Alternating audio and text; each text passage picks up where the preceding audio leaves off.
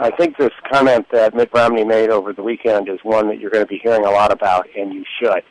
It was communicated as a gaffe, but it's really not. It's really part of a strategy and a way of looking at the world that Mitt Romney has that I think should be something that is very counter to what we've known as mayors in a big city like Minneapolis or small towns across the state.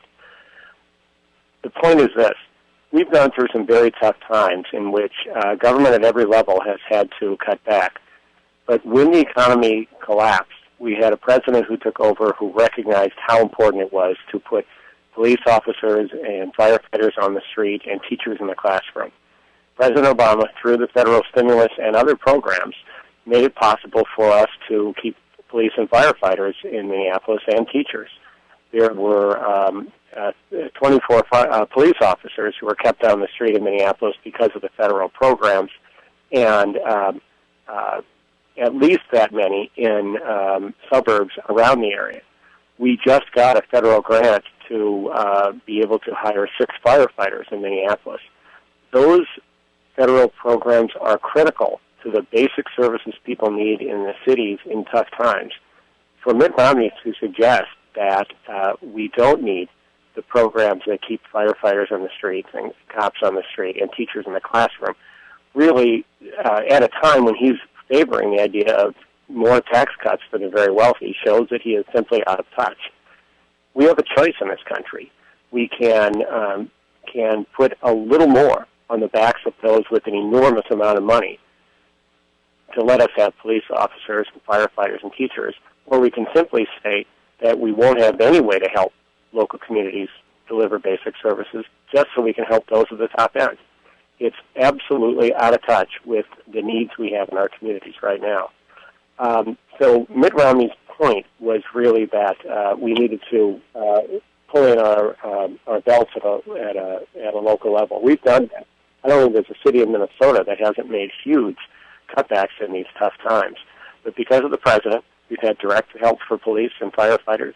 Because of the president, we've had direct help for teachers. Because of the president, we've had help to the state, which could turn around and promote or provide services for big and small cities across the state.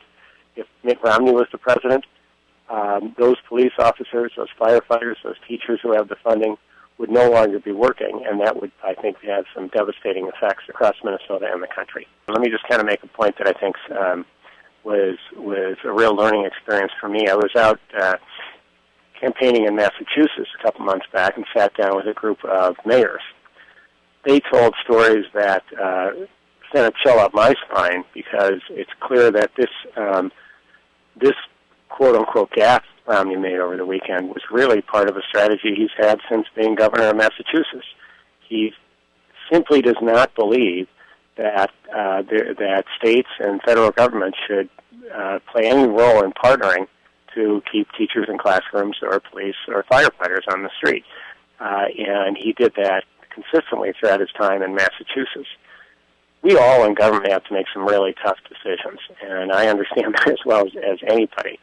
But to actually set out with a goal of saying we're going to put teachers and police officers and firefighters out on unemployment while giving huge tax breaks to people who already have massive amounts of money just shows that exactly what this guy's about.